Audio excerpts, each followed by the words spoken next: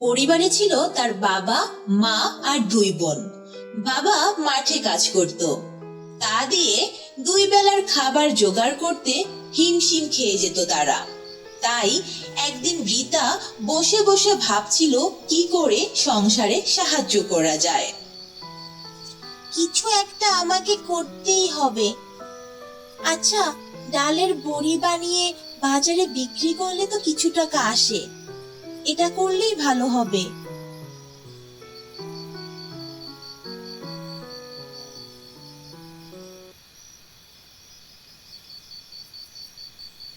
পরের দিন সকালে ডালের বড়ি করে রোদে শুকাতে দিল রীতা। হঠাৎ করে একটা কাক এলো। কাকটি খুব ক্ষুধার্ত ছিল, তাই সে এদিক ওদিক খাবার খুঁজছিল। তখন সে ডালের বড়ি দেখতে পেয়ে বলে, বাহ, অনেক খাবার পেয়ে গেলাম। ডালের বড়ি খুবই মজার খাবার, ক্ষুধাও পেয়েছিল অনেক। একটা কাজ করি, খাবারগুলো একটু সরিয়েও রাখি, তারপরে আবার খেতে পারবো। এমন সময় রীতা ঘর থেকে বেরিয়ে এলো। হায় রে পোড়ার মুখ কাক, এ কি করলি? আমার সব ডালের বড়িগুলো খেয়ে দিলি।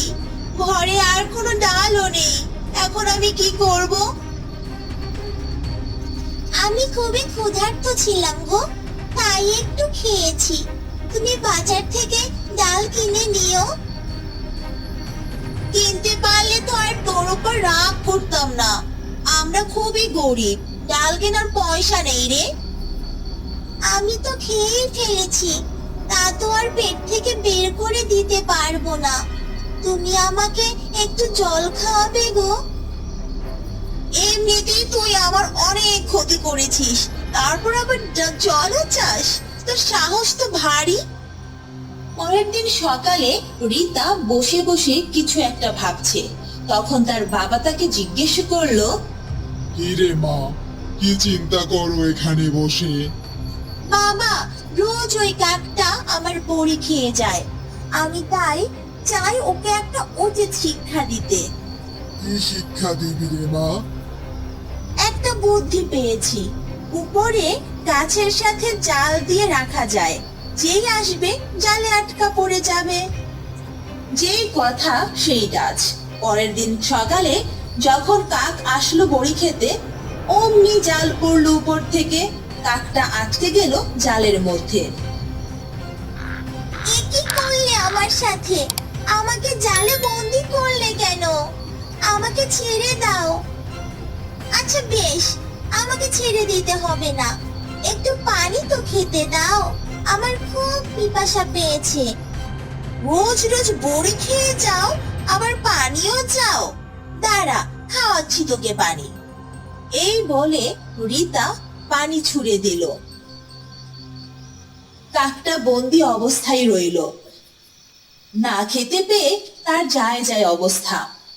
কিছুদিন পর ডাল গাছের চারায় ভরে যায় তাদের উঠোন। খুব দ্রুত বেড়ে ওঠে চারা গাছগুলো, ডালে ভরে যায় গাছগুলো। তারপর সেই ডাল বিক্রি করে ওদের অবস্থা অনেক ভালো হয়ে গেল।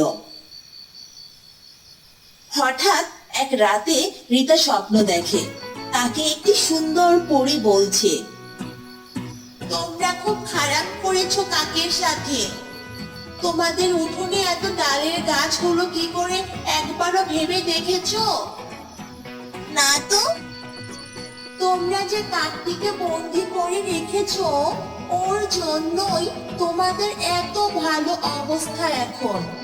কাকটি ওর মুখে করে ডালের বড়ি খাওয়ার সময় চারপাশে ডাল পড়ে যায়।